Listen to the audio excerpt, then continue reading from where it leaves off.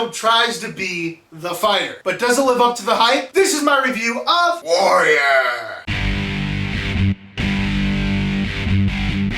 Welcome to another episode of Film Trash Review, where we give you an honest review of a film. Today's film, Warrior. God, I hate that freaking title. I hate the title. You don't want to go and see the film. You think it's going to be the stupidest thing you've ever seen.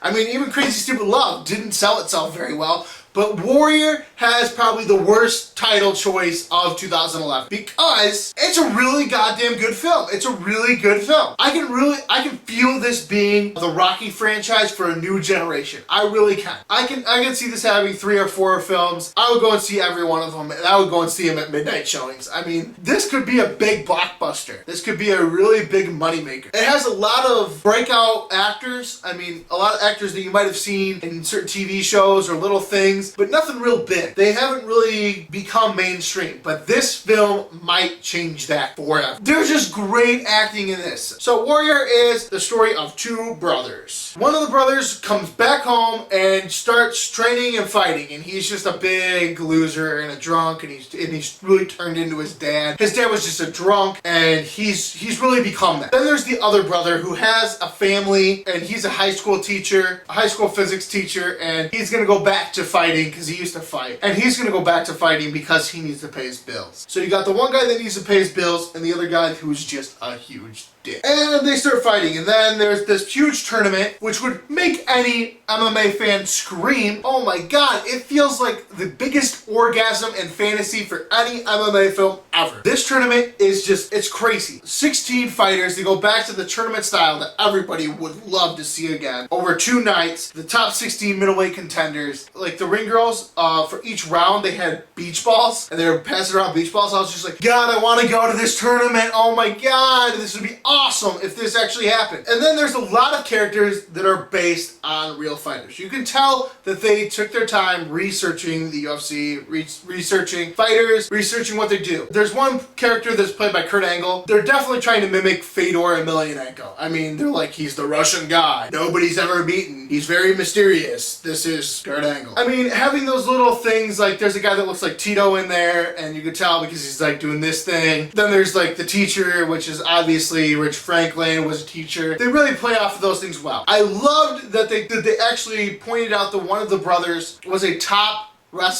amateur wrestler in high school, because that's how a lot of these MMA people come along. I just can't stand when it's like every like fighting movie ever is just like, this guy got beat up in the street and now he wants to fight and he's going to win $1 million.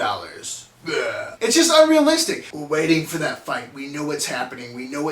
And then it's like, let's go Rocky. It doesn't really have that. It has 3 of them. It has 3 of those moments. It was just like an up and down roller coaster ride of emotion, and it was great. Seeing as how The Fighter got a nomination last year, I don't think that this film's going to get a nomination this year. I think it's going to be left out like The Town was. I think that it should deserve it. It definitely should deserve a nomination, but I don't think it's going to get it. It's going to be that one that's left out that everybody's going to be like, what the hell? Why didn't this get it? Nick Nolte, who plays the father. Wow. That was incredibly impressive. So, I mean, if Nick Nolte doesn't get an Oscar nomination for a supporting actor, I give up. I mean, I give up on the Oscars. I give up on the Academy. It's ridiculous. He deserves it more than anyone so far this year. Warrior gets a 9 out of 10. Let's break it down. The only thing that I had a problem with in this film was that Kurt Angle is playing a Russian. And if that's the only problem with the film, then it deserves a 9 out of 10. It was extremely funny at points. It was motivational. It was inspirational. It had you going up and down emotionally. This film is as cliche as they come,